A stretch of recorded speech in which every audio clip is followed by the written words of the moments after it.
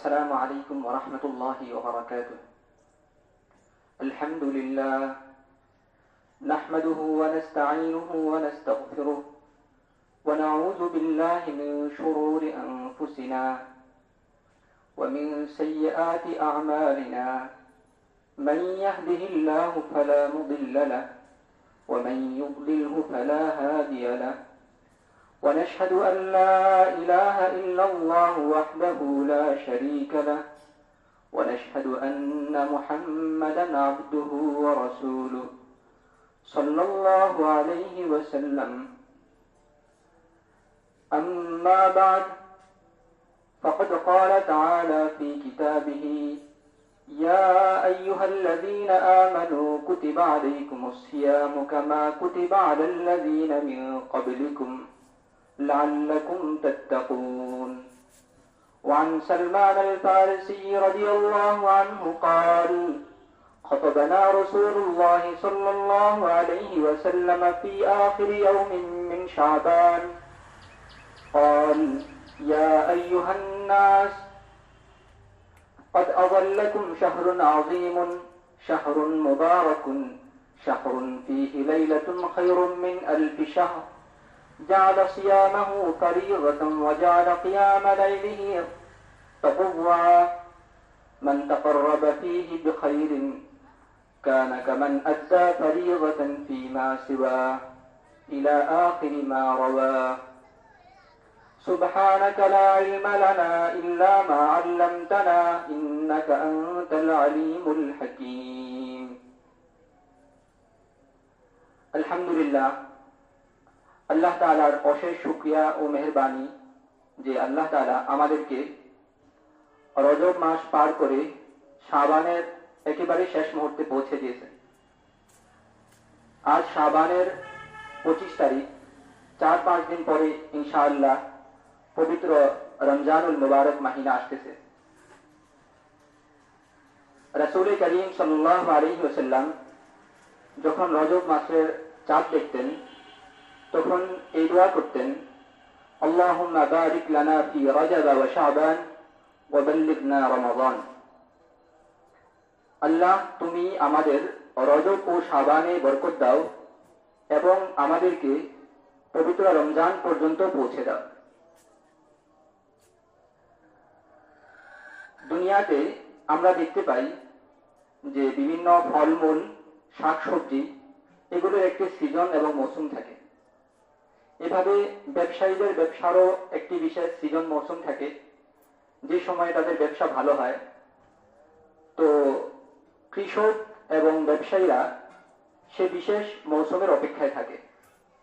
সে মৌসুমে ফলমূল, শাকসবজি বেশি হয়, ব্যবসা বাণিজ্য ভালো হয়। এভাবে একজন মুমিন এবং একজন আখিরাত প্রত্যাশী যে জান্নাতে যেতে চায় তার জন্য কিছু মৌসুম আছে। যে তার প্রভুর নৈকট্য লাভ করতে চায় সেও পুরো বছর ধরে এমন কিছু মৌসুমের অপেক্ষায় থাকে, যে মৌসুম এবং সিজনে আমল করলে সে অতি তাড়াতাড়ি আল্লাহ তাআলার নৈকট্য লাভ করতে পারে। আল্লাহ তাআলা আমাদেরকে এমন কিছু মৌসুম দিয়েছেন, এর মধ্যে সবচেয়ে অন্যতম হচ্ছে রমজানুল মুবারকের মাহিনা। রমজান মাস এটি মুমিনের জন্য অনেক বড় নিয়ামত এবং তার অনেক প্রত্যাশিত একটি সময়, যেই সময়ের জন্য মুমিন পুরো বছর ধরে অপেক্ষা করে যে এই মাস আসলে আমি আমার প্রভুর কাছাকাছি হতে পারবো এবং প্রভুর নৈকট্য লাভ করতে পারবো। তো এই জন্য রাসূল করিম সাল্লাল্লাহু আলাইহি ওয়াসাল্লাম নিজেও দোয়া করেছেন: হে আল্লাহ, আমাকে এই 2 মাস পেরিয়ে রমজান পর্যন্ত পৌঁছে দেন। মানে হচ্ছে আমার হায়াতকে লম্বা করে দেন এবং যাতে আমি রমজান পর্যন্ত পৌঁছে আমল করে তোমার নৈকট্য লাভ করতে পারি। এভাবে উম্মতকেও শিখিয়েছেন। এটা মুমিনের জন্য অনেক গুরুত্বপূর্ণ মাস। তো যেই মাসের জন্য 2 মাস ধরে দোয়া করে আমরা প্রত্যাশা করতেছি, আশা করি আল্লাহ তাআলা আমাদেরকে এই মাস পর্যন্ত পৌঁছে দিবেন। তো আমরা বাকি যে দিনগুলো আছে এই দিনগুলোতে আল্লাহ তাআলার কাছে দোয়া করব যে আল্লাহুম্মা বারিক লানা ফি রজব ওয়া শাবান ওয়া বাল্লিগনা রমাদান। রমজানের ফাজাইল মাসাইল সংক্রান্ত বিভিন্ন মাজলিস হয়েছে এই মসজিদে। প্রতিদিন বাদ ফজর তালিম হচ্ছে এবং ফাজাইল মাসাইল সংক্রান্ত একটি বিশেষ ইসলামী মাজলিসও হয়েছে। গত জুমায় বয়ান হয়েছে। তো এর মধ্যে কিছু বিষয়ে আর্জ করব আপনাদের সম্মুখে। হয়তো কিছু তাকরার হবে অথবা জানাও থাকতে পারে। আল্লাহ তাআলা যেন এগুলোর উপর আমাদেরকে আমল করার তৌফিক দান করে, আল্লাহ তাআলার কাছে দোয়া করি। রমজান মাস যেহেতু খুব কাছাকাছি আমাদের সামনে আসতেছে, এই জন্য আমরা রমজানের তৈরি কিভাবে করতে পারি এটি একটি গুরুত্বপূর্ণ বিষয়।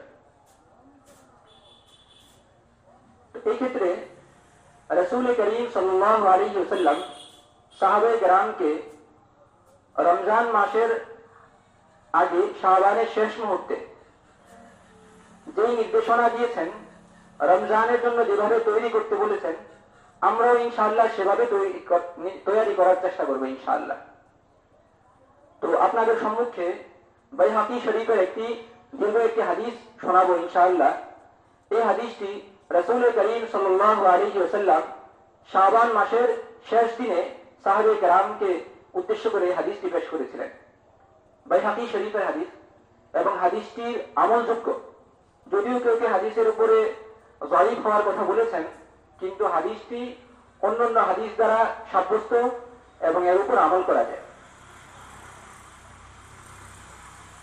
হাদিসটি হচ্ছে আন সালমান আল ফারিসি রাদিয়াল্লাহু আনহু قال, সালমান ফারসি রাদিয়াল্লাহু আনহু বলেন, রাসূলুল্লাহ সাল্লাল্লাহু আলাইহি ওয়াসাল্লাম আমাদেরকে শাবান মাসের শেষ দিন আমাদের সামনে বয়ান করেছেন, আমাদের সম্বোধন করেছেন, قد أضلكم شهر عظيم, আমার সাহাবায়ে কেরাম তোমাদের সামনে একটি মাস আসতেছে একেবারে কাছাকাছি। শাহরুন মুবারাকুন, এই মাসটি অনেক বরকতময়। শাহরুন ফীহি লাইলাতুন খায়রুম মিন আলফি শাহর, এমন মাস যে মাসে এমন এক রাত্রি আছে যে রাত্রি হাজারো মাস থেকে উত্তম। জাআলা সিয়ামাহু ফরিযা, আল্লাহ তাআলা তোমাদের উপরে এই মাসে রোজা রাখাকে ফরজ করেছেন। ওয়া জাআলা কিয়ামা লাইলিহি তাতাওয়া, এবং এই মাসের রাত্রি জাগরণ তোমাদের জন্য নফল করেছেন। মান তাকাররাবা ফীহি বিখাইরিন কানা কামান আদ্দা ফরিযা, যে এই মাসে কোনো ভালো কাজ করলো সে যেন এই মাসের বাহিরে একটি ফরজ আদায় করলো, এই পরিমাণ সওয়াব পাবে।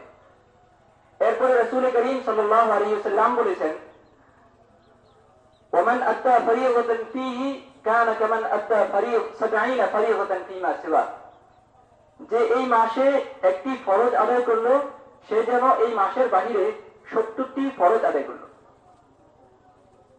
তারপরে রাসূল করিম সাল্লাল্লাহু আলাইহি ওয়াসাল্লাম ইরশাদ করেছেন, হুয়া শাহরুস সবর ওয়াস সবরু সাওয়াবুহু আল জান্নাহ, এই মাসটি হচ্ছে সবরের মাস আর সবরের প্রতিদান হচ্ছে জান্নাত। এই বিষয়টি বুঝার আছে যে রমজান সবরের মাস।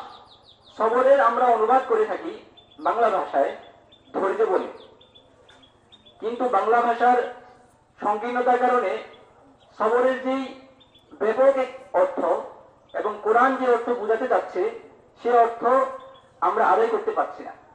সবরের কি অর্থ? কোরআনে কারীম এবং শরীয়তের আলোকে সবর বলা হয় अपने आप को काबू में रखना, নিজেকে কন্ট্রোলে রাখা। শুধু মুসিবত এবং পেরেশানি আসলে সেখানে ধৈর্য ধারণ করা, সেটাই শুধু সবর না। সবরটা একটি ব্যাপক অর্থ রাখে। সবরকে আমরা 3 প্রকারে ভাগ করতে পারি।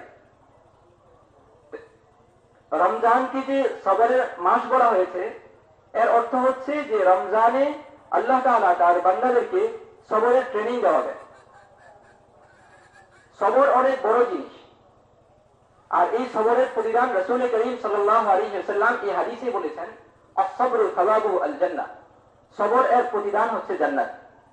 আর যার এই সবর হাসিল হয়ে গেল আল্লাহ তাআলা তাকে ইনশাআল্লাহ জান্নাত দান করবে। এটা কোরআনে কারীমের বিভিন্ন জায়গায় এসেছে। ওয়াজাযাহুম বিমা সাবারু জান্নাতাও ওয়া হারিরা, আল্লাহ তাআলা তাদেরকে তাদের সবরের কারণে জান্নাত দান করবেন ইনশাআল্লাহ। তো কোরআনে কারীমে বিভিন্ন জায়গায় এসেছে। রাসূল করিম সাল্লাল্লাহু আলাইহি ওয়াসাল্লামও এই দোয়া করতেন, আল্লাহুম্মা জাআলনি সাবুরান ওয়া শাকুরা, হে আল্লাহ আমাকে অনেক বড় সাবির, অনেক বড় সবরকারী বানাও এবং আমাকে অনেক তোমার কৃতজ্ঞ বানাও। সবর অনেক বড় দৌলত। এখন এই সবর কি কোরআনের পরিভাষায় এবং শরীয়তের পরিভাষায়? একটা তো আমরা বুঝি যে কোন মুসিবত পেরেশানি আসলে হাই হুতাশ না করে এটা তাকদীরের ফয়সালা, চুপ থেকে আল্লাহ তাআলার ফয়সালা মেনে ধৈর্য ধারণ করা, এটা আমরা বুঝে থাকি। এছাড়াও সবর শরীয়তে ব্যাপক অর্থ রাখে। এর মধ্যে একটা হচ্ছে আসসাবরু আলা তাআ বলে যেটাকে।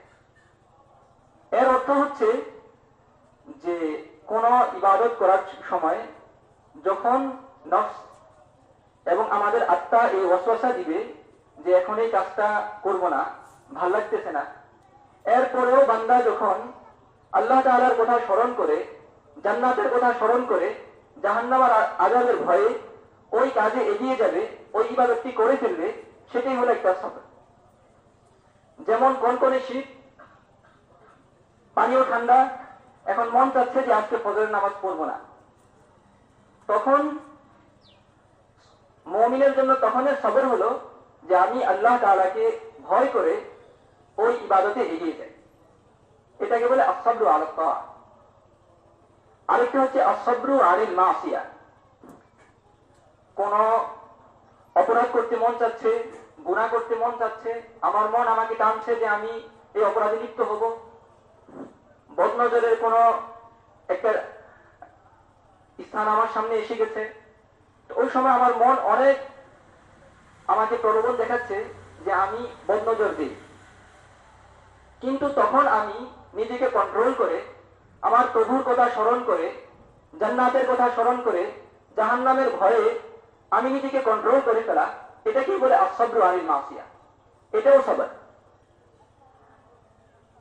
তো আরেকটা হচ্ছে যে বিপদে ধৈর্য ধারণ করা, এই তিনটাকেই সবর বলে। সবরকে যদি আমরা সংক্ষেপে বুঝতে চাই তাহলে এভাবে বলা যেতে পারে যে আমাদের মন যখন আমাদেরকে শরীয়তের বিরুদ্ধে কোন কাজের প্রলোভন দেখাবে তখন আমরা নিজেকে কন্ট্রোল করা, নিজেকে এই কন্ট্রোল করাকেই সবর বলবে শরীয়তের পরিভাষায়। তো রমজান আমাদেরকে সবরের ট্রেনিং দেওয়ার জন্য এসেছে। রাসূল করিম সাল্লাল্লাহু আলাইহি ওয়াসাল্লাম সাহাবায়ে কেরামকে কি বলেছেন যে হুয়া শাহরুস সবর, রমজান হচ্ছে সবরের মাহিনা। রমজান আমাদেরকে কিভাবে সবরের ট্রেনিং দেওয়া হবে এটিও বোঝার বিষয়। দেখুন, রমজানে পুরো দিন একজন মানুষ সে ক্ষুধার্ত থাকে, পানি পিপাসা লাগলেও পানি পান করতে পারে না, দুপুরে খুব বেশি গরম, পানি পান করতে মন যাচ্ছে বা কিছু খেতে মন চাচ্ছে, তখন তার মন তো তাকে প্রলোভন দেখাচ্ছে যে রোজাটা ভেঙে ফেল, কিছু খেয়ে ফেল, কিন্তু সে মনে করে যে আর ৩-৪টা ঘন্টা একটু অপেক্ষা করি, এরপর ইনশাআল্লাহ ভালো মতো খাবো। আল্লাহ তাআলার ভয়ে সে ৩-৪টা ঘন্টা পর্যন্ত অপেক্ষা করে। তো এরপর সে ইফতারি করে, এরপর খাবার খেয়ে ফেলে। তো তার এই যে সবরটা ৩-৪ ঘন্টা বা ১০ ঘন্টার একটা সবর ছিল, তো এই সবরটা একটা ছোট সবর। আল্লাহ তাআলা এই সবরের মাধ্যমে তাকে এক বড় সবরের শিক্ষা দিচ্ছেন যে রমজানে যেভাবে তুমি আখিরাতের কথা মনে করে এবং পরবর্তী প্রতিদানের কথা স্মরণ করে তুমি নিজেকে কন্ট্রোল করেছ, ৩-৪ ঘন্টার খাবার থেকে বিরত থেকেছ, বিবির কাছে যাওয়া থেকে বিরত থেকেছ, তো তুমি পুরো বছর যত কর্মকাণ্ড আছে, যত কাজকর্ম আছে, এগুলোতেও তুমি নিজেকে কন্ট্রোল করে রাখো এবং তুমি ওই কন্ট্রোল করার সময় ওই আখিরাতের দিবসের কথা চিন্তা করো। তুমি চিন্তা করো যে আজকে আমার নফস আমাকে প্রলোভন দেখাচ্ছে, এটা আমার কাছে সাময়িক ভালো লাগতেছে, কিন্তু আমি এটা করব না, হয়তো আমি কালকে মরে যেতে পারি বা 2 দিন পর মরে যেতে পারি বা 1 বছর পর মরে যেতে পারি, এরপরে ইনশাআল্লাহ আমি এর প্রতিদান লাভ করব। তো রমজান আমাদেরকে এই সবর শিখাচ্ছে। এরপর রাসূল করিম সাল্লাল্লাহু আলাইহি ওয়াসাল্লাম বলেন, হুয়া শাহরুল মুওয়াসাত, রমজান হচ্ছে হামদর্দির মাস। হামদর্দি কাকে বলে? হামদর্দি বলে যে একজন অপরের প্রতি সহনশীল হওয়া। সহনশীল হওয়া বলতে একজন মুসিবতে পড়েছে বা তার কোনো প্রয়োজন হয়েছে, তা আমি এগিয়ে গেলাম, তাকে সহযোগিতা করলাম। কিন্তু আজ আমাদের সমাজের যে চিত্র আমরা দেখতেছি, যে রমজানকে আমরা হামদর্দির মাস, সহনশীলতার মাস না ভেবে এর বিপরীতে আমরা অবস্থান করতেছি। যদি কোনো ব্যবসায়ী সুযোগ পায় রমজানে অথবা রমজানের আগ মুহূর্তে, তাহলে ব্যবসায়ী যে পণ্য আছে তার দাম বাড়িয়ে দেয়। এটা আমাদের হামদর্দি, সহনশীলতা। উচিত ছিল যে একজন রোজাদার রোজা রাখবে, সে ইফতারি করবে, সাহারি করবে, আমার দোকানের পণ্য দিয়ে আমার যতটুকু ছাড় দেওয়া সম্ভব ততটুকু দিয়ে দিই। কিন্তু আজ আমরা রাসূল করিম সাল্লাল্লাহু আলাইহি ওয়াসাল্লাম শাবানের শেষ দিকে সাহাবে কেরামকে যে নসিহত করেছিলেন যে রমজানে হামদর্দি করতে, সহনশীলতা অবলম্বন করতে, আজ আমরা এর বিপরীত অবস্থানে আছি। এরপর রাসূল করিম সাল্লাল্লাহু আলাইহি ওয়াসাল্লাম বলেন, মান ফাত্তারা ফীহি সাইমান কানা লাহু মাগফিরাতুন লিযুনুবি ওয়া ইতকু রাহবাতিহি মিনান নার ওয়া কানা লাহু মিসলু আজরিহি মিন গায়রি আন ইয়ানতাকিসা মিন আজরিহি শাই। এটি একটি গুরুত্বপূর্ণ বিষয়। রাসূল করিম সাল্লাল্লাহু আলাইহি ওয়াসাল্লাম বলেন, এই রমজান মাসে যে একজন রোজাদারকে ইফতারি করাবে, এই ইফতারি করানোর মাধ্যমে তার গুনাহ মাফ হয়ে যাবে। দ্বিতীয় প্রতিদান, ওয়া ইতকু রাহবাতিহি মিনান নার, সে জাহান্নাম থেকে মুক্তি পাবে। তৃতীয় প্রতিদান, ওয়া কানা লাহু মিসলু আজরিহি, এবং সে ওই রোজাদারের সমপরিমাণ প্রতিদান পাবে। মিন গায়রি আন ইয়ানতাকিসা মিন আজরিহি শাই, তবে ওই রোজাদারের প্রতিদান থেকে প্রতিদান একটুও কমবে না। রোজাদারের সওয়াব রোজাদারে থাকবে, আর যে রোজাদারকে ইফতারি করাবে সে তার সমপরিমাণ সওয়াব পাবে। এরপর সাহাবে কেরামের মনে প্রশ্ন হলো, কুলনা ইয়া রাসূলুল্লাহ লাইসা কুল্লুনা লা নামলিকু মা নুফাত্তিরু মিন সাইম। ওই সময় তো সাহাবে কেরামের মালি অবস্থা, ধন সম্পদ তত বেশি ছিল না। তো এই জন্য সাহাবে কেরামই প্রশ্ন করলেন, রাসূলুল্লাহ, আমাদের সবার কাছে তো এই পরিমাণ ধন সম্পদ নাই যে আমরা একজন রোজাদারকে ইফতার করাবো। তখন রাসূল করিম সাল্লাল্লাহু আলাইহি ওয়াসাল্লাম বলেন, ইউতা হাযা সওয়াব মান ফাত্তারা সাইমান আলা তামরাতিন আও শারবাতিন মিন মা। রাসূল করিম সাল্লাল্লাহু আলাইহি ওয়াসাল্লাম বলেন, এই সওয়াব অর্জনের জন্য তোমাদের খুব বেশি কিছু করতে হবে না। এই সওয়াব অর্জনের জন্য এতটুকু করলে যথেষ্ট যে তুমি একজন রোজাদারকে একটি খেজুর দিয়ে ইফতারি করাও, কিংবা এক ঢুক পানি পান করাও, এক ঢুক দুধ পান করাও। এই সামান্য একটু যদি তুমি জিনিসের মাধ্যমে একজন রোজাদারকে ইফতারি করাও, তাহলেও তুমি এই সওয়াবের অংশীদার হয়ে যাবে। তারপরে রাসূল করিম সাল্লাল্লাহু আলাইহি ওয়াসাল্লাম বলেছেন, মান খাফফাফা ফীহি আন মামলুকিহি আতাকাহুল্লাহু আনিন নারি ওয়া গাফারা লাহু। রমজান মাসে যেই মালিক তার শ্রমিকের থেকে কাজ হালকা করে দিবে, তার যে দায়িত্ব ছিল দায়িত্ব একটু কমিয়ে দিল, তো এই কমিয়ে দেওয়ার মাধ্যমে আল্লাহ তাআলা তাকে জান্নাত থেকে মুক্তি দান করবেন এবং তাকে ক্ষমা করে দিবেন।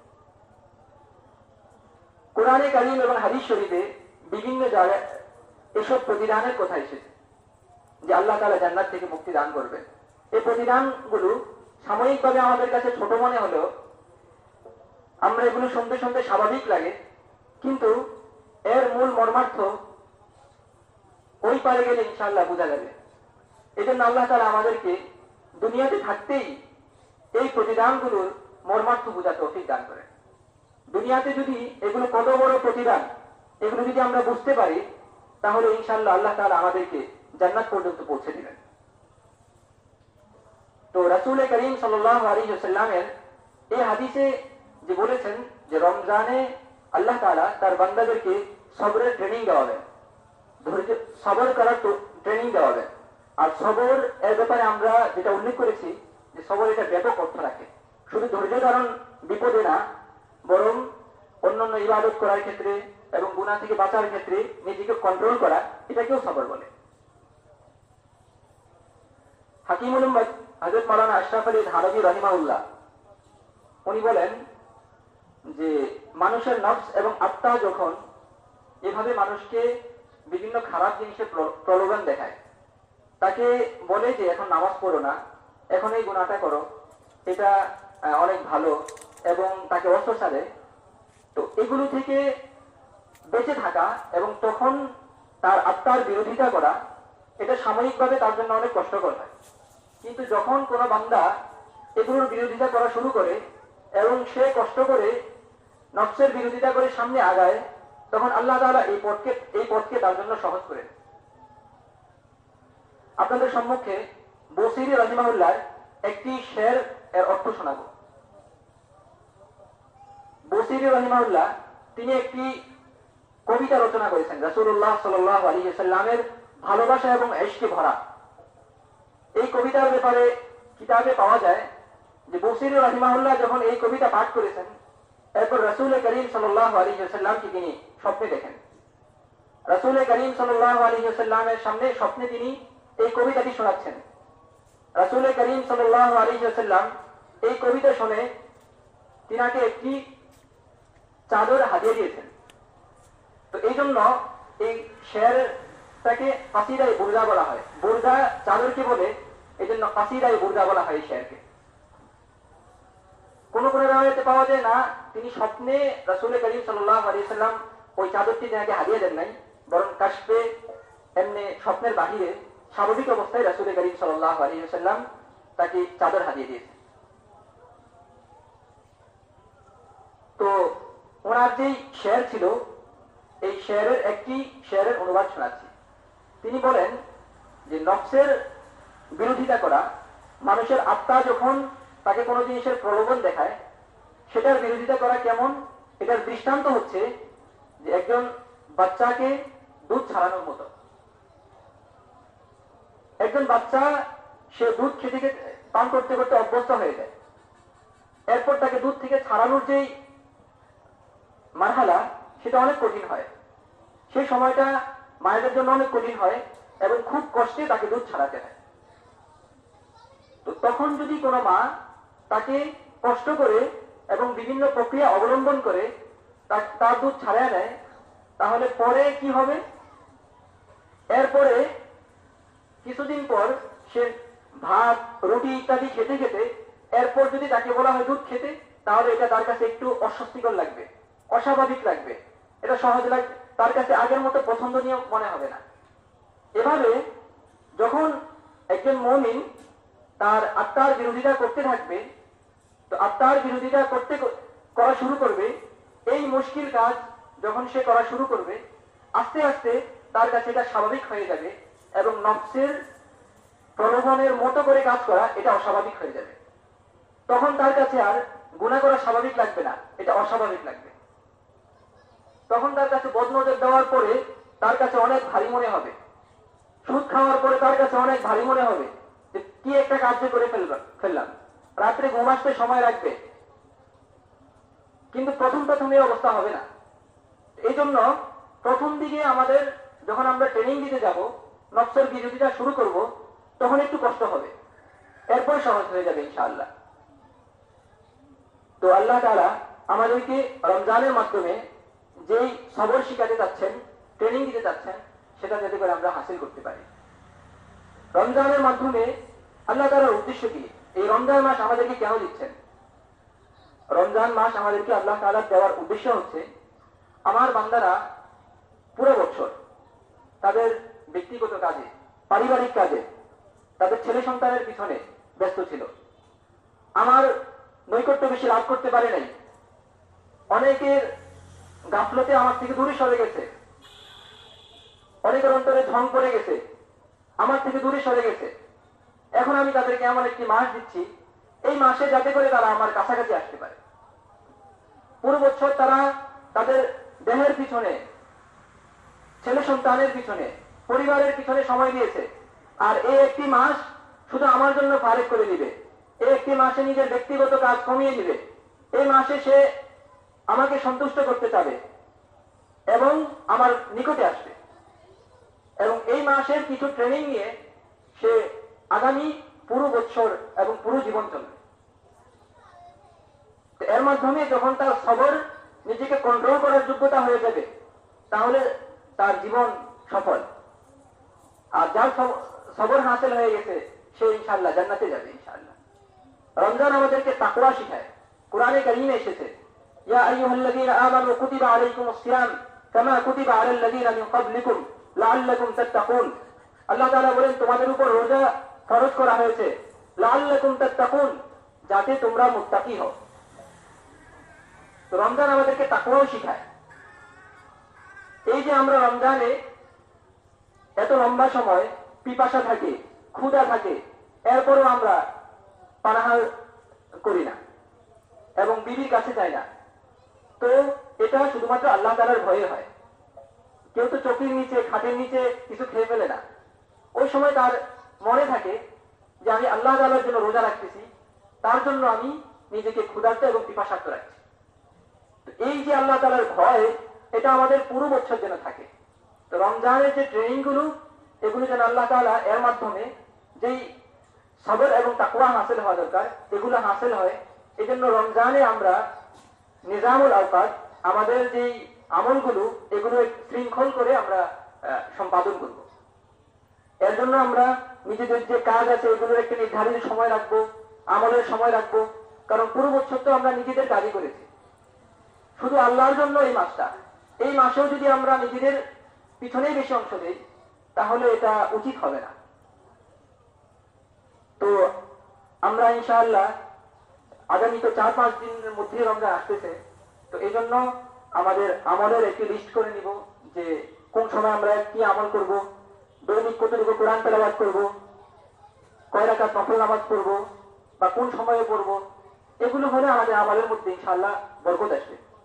আল্লাহ তাআলা আমাদেরকে রমজানে নেক আমল ভালোভাবে করার তৌফিক দান করেন।